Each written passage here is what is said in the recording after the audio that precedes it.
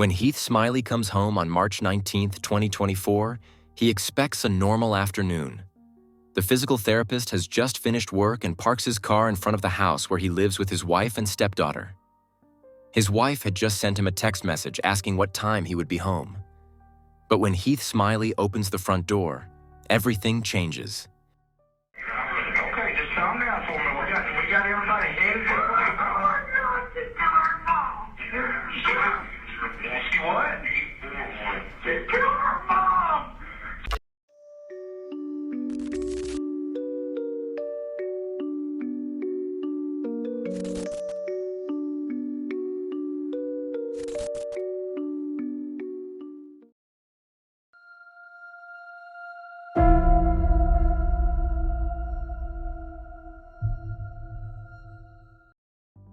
Ashley Smiley was born in Florida in 1983. In 2005, she married her first husband, Carly Gregg. Together, the couple had 2 daughters. But the marriage does not last, and the younger of the 2 daughters dies in infancy. Ashley not only has to deal with her divorce and taking care of her older daughter, Carly, mostly on her own, but also has to somehow process the tragic death of her youngest daughter. Ashley gets only limited support from her ex-husband, Kevin. Daughter Carly visits him often, but Kevin is said to have a drug problem. Carly later says that he hardly took care of her when she visited. She also remembers that Kevin was violent towards Ashley. In this context, it is not surprising that daughter Carly also becomes conspicuous. After all, she is also dealing with her parents' divorce, the death of her little sister, and the conflict between her parents Ashley and Kevin. One day, Carly even brings a knife to school. As a result, she's reprimanded and has to change schools. However, her grades are not affected. She even skips a grade. Carly is described as extremely clever. Despite all the difficulties at home, her grades are excellent. Perhaps this is also due to the unconditional support of her mother Ashley. After a few years, Ashley finally finds new happiness. She meets Heath Smiley, who becomes her second husband. Ashley, Heath, and Ashley's daughter Carly moved to Mississippi. After moving to another state, things finally seem to be looking up for Ashley again. Her marriage to Heath is going well. The couple even takes in 2 golden retrievers, and Ashley starts working as a math teacher. She has always been interested in science, and teaching brings her great joy. Ashley's daughter Carly, who is slowly entering her teenage years, is also settling in well in Mississippi. She has a close relationship with her mother and stepfather, Heath. However, Ashley and Heath are also a little concerned about Carly. In the summer of 2023, at the age of 13, she develops sleep and eating problems. Some sources also mention self-harming behavior. As you have already heard, there were a few family problems in Carly's childhood. Her mother and stepfather are concerned that Carly may develop depression. They decide to consult a psychiatrist. At her first appointment in January 2024, Carly is prescribed an antidepressant, the dose of which is later increased.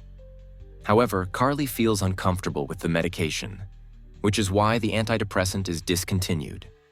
Instead, the girl is prescribed Lexapro at the beginning of March 2024. The medication is prescribed to treat severe depression and anxiety and increases the release of serotonin in the brain.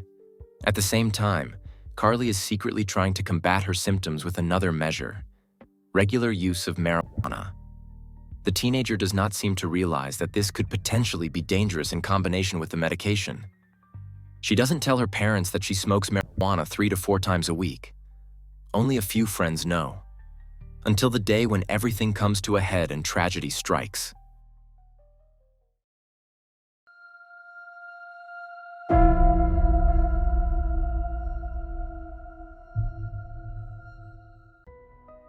On March 18th, Carly has an appointment with her psychiatrist.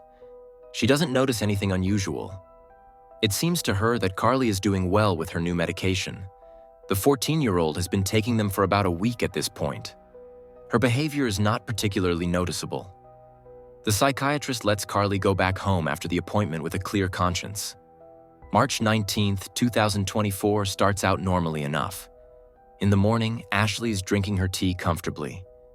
After the family gets ready, Ashley and Carly say goodbye to Heath. Mother and daughter leave the house together to drive to school. Ashley and Carly arrive back home shortly before 4 p.m. Heath is not there. He's still at work.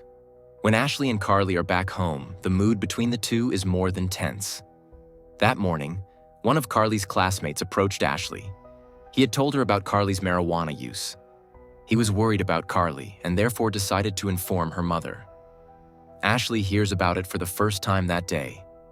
As you can imagine, the mother is more than concerned. When she arrives home, Ashley searches Carly's room. What Carly does in the meantime leads to disaster within minutes. While Ashley is rummaging through Carly's room, Carly goes into her parents' bedroom. She knows that they keep a gun hidden under the bed. Carly grabs the gun and goes back to her own room, where Ashley is still lurking, and then she shoots her mother directly in the head. 3 times. Shortly thereafter, Carly's stepfather Heath comes home. Of course, he doesn't know what happened less than an hour earlier. When he opens the door, his stepdaughter is standing there with a gun and fires. Heath is quick-witted enough to get the gun away from Carly. The 14-year-old gives him a blow to the neck and runs away. Heath sees Carly run towards the garden and climb over the fence. He then dials 911 and is audibly overwhelmed by the situation. At this point, he still believes that there may be burglars in the house that his stepdaughter fled from. His wife Ashley is nowhere to be seen. And then the call transcript that you heard at the beginning is played. While Heath is still on the phone with the emergency call center, he finds Ashley's body in Carly's room. The transcript is really not for the faint of heart. If you don't want to hear more than in the introduction, skip the next few seconds. Okay, just calm down for me. We got everybody in. She what?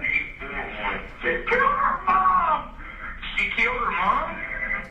Yeah, that's what I'm screaming about. Where's the mom? When I do that, she tried to kill me. Where's the mom?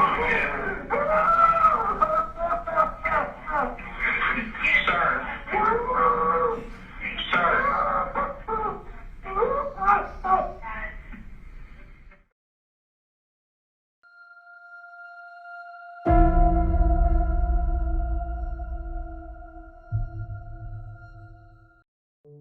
6 months later, Carly Gregg, now 15 years old, is in the dock.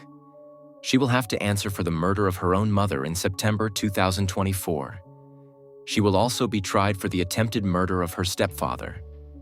The recording you have just heard will be played in court. At full length, it is 7 minutes long. Carly breaks down in tears and cries while listening to the call. Before the trial, Carly was offered a deal with 40 years in prison, but she refused. Instead, the defense wants to prove that Carly was not criminally responsible. The girl was not of sound mind at the time of the crime and could not have understood the gravity of what she had done. On the other hand, however, Carly shot her mother not once, but 3 times in the head. In addition, there were 45 minutes between the shots fired at Ashley and those fired at her stepfather. This is evidenced by footage from the surveillance cameras in the family home. It shows Carly walking around the house with the gun behind her back. Shortly after, a scream can be heard on the recording. Then Carly comes back into the kitchen and looks at her cell phone. She texts a friend that there is a family emergency and asks her to come over. Carly also sends a text to Heath from Ashley's phone. She writes, "Will you be home soon, honey?" Heath replies that he has to work a few more minutes. A thumbs-up emoji is sent from Ashley's phone. So she is consciously trying to pretend that Ashley is still alive, even though she shot her 3 times in the head just 2 minutes earlier. The friend who contacted Carly actually comes over immediately, even before Heath arrives home. Carly asks her if she has ever seen a dead body and shows her the body of her own mother. The friend later testifies that Carly also said that her stepfather would be next. In the 3/4 of an hour until Heath came home, Carly did not try to get help for Ashley. Instead, she even attacked her stepfather and risked fatally wounding him as well. And she called a friend over to show her her mother's body. By the way, the friend was still present when Heath came home. After the shots were fired at him, they ran to this friend's house. There they encountered the friend's father, who took his daughter directly to the police station so that she could make a statement. Carly was picked up shortly afterwards on the roadside and arrested. The whole aspect of the friend who arrived and saw the body may seem very confusing to you, but you have to keep in mind that this friend was also a child and was probably not only totally overwhelmed by the situation, but also scared. After all, Carly had a loaded gun. In a diary, Carly kept a list of 5 beliefs regarding her life. These principles range from, "There is no God," to, "It's okay to be angry, and you don't need a family." While the defense sees the book as further proof of Carly's poor health, an expert disagrees. A forensic psychiatrist calls the entries highly alarming. Heath Smiley also testifies on the stand. He says he always perceived his stepdaughter as a sweet, loving girl. On the day of the murder, he says, he didn't even recognize her. It looked as if Carly had been possessed by a demon. Heath says, "I've never seen anyone like that, not even in the movies. She wasn't herself. I don't think she even recognized me." Ultimately, despite her young age, Carly Gregg was sentenced to life in prison. There will be no possibility of parole. She was found guilty of the murder of her mother and the attempted murder of her stepfather. She was also found guilty of withholding evidence. Carly is said to have hidden one of the surveillance cameras from the house in the refrigerator in the hope of getting rid of evidence against her. Carly Gregg's lawyers are trying to reopen the case shortly after the verdict. Carly's first trial was not fair. Potentially exonerating witnesses were not allowed, and new evidence has emerged that could influence the verdict. Carly's biological father is said to have stated in an interview that Carly had been in therapy as a child for auditory hallucinations. That is because she heard voices. And that could be an important factor in proving Carly's alleged insanity. However, there are no recordings of this statement. It is hearsay from the journalist who interviewed Carly's father. Carly's biological father himself refused to make a statement in favor of his daughter. In the same interview, he also says, and this part is available as a recording, that Carly definitely knew what she was doing. He says, "This girl knew right from wrong. This girl is not mentally ill. That was a very foolish defense if you ask me. But I wasn't involved. Nobody ever called me." The judge in charge rejects a retrial. Nothing that could be added would change the verdict against Carly Gregg. So it is already clear that 15-year-old Carly Gregg will spend the rest of her life behind bars. That brings us to the end of today's video. Once again, a current and very moving case. The videos of Carly's trial were all over social media for a few days last fall. What do you think of the verdict?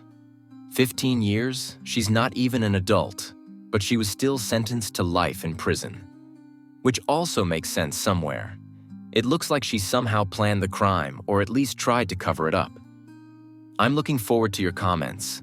Carly's lawyers have not yet given up the fight for a new trial. Feel free to leave me your thoughts.